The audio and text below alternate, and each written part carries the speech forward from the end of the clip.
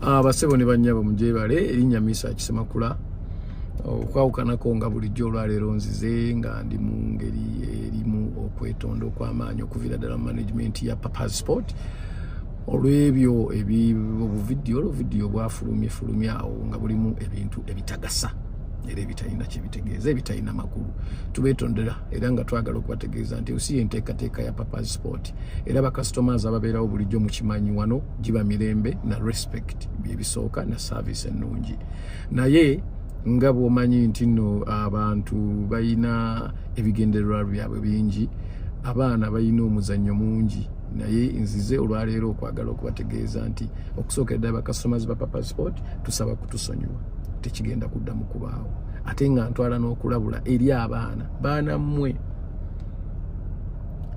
mmwe muleme buntu bulamu bwange kubutwala for granted. This time I'll cease to be the other papa mbere businessman.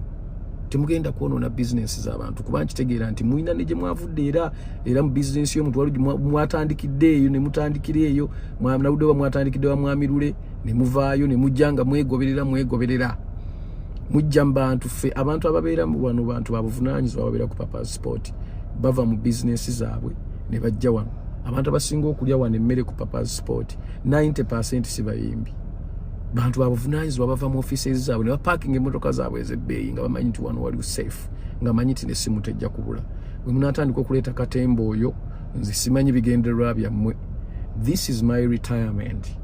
Mwe mwabamu mukyali bato muyinayo emyaka egigenda okukola ebirala temwonona business yange.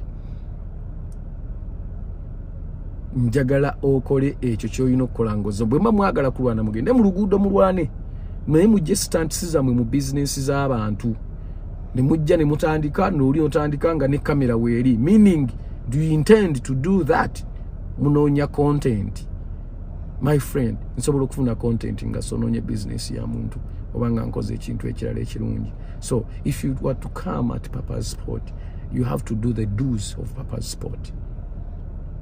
Netondera abawagizi baffe tekikyaddamu kubeerawo tugenda kwongeramu security tugenda kwongeramu okubeera serious okusinga nga bwe kibadde tusaasiddwa nnyo. Nafunye obubaka waliwo omwami bambi yawandiise nga concerned customer obubaka obwo bwantuuseeko mukama wange sikumanyi naye buntuuseeko n'abo bonna abankubidde essimu mu wakati mu kulumirirwa. I'm so much humbled era kinsonga lwaki nvuddeyo tekikyaddamu kubaawo tugenda kulwana tulabe nga tukijjawo. Mukama abakuume. Ssaabasajja Kabaka awangaale.